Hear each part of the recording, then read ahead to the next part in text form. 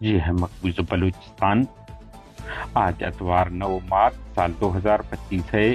Balochistan today से आज के इलाकाई खबरों के साथ मैं हूँ आपका मेजबान इलियास बलोच।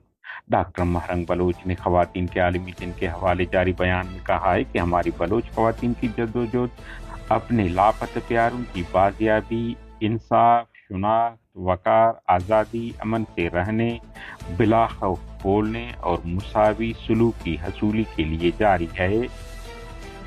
पसनी लेवीज अहलकार को मुसल्लह अफराद ने घर से असलह के जोर पर अगवा कर लिया।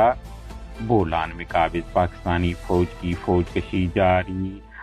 ऑपरेशन में हिस्सा लेने वाले फौजी दस्ते और मुसल्लह अफराद दरमियान फायरिंग का सिलसिला सहरी तक जारी रहा।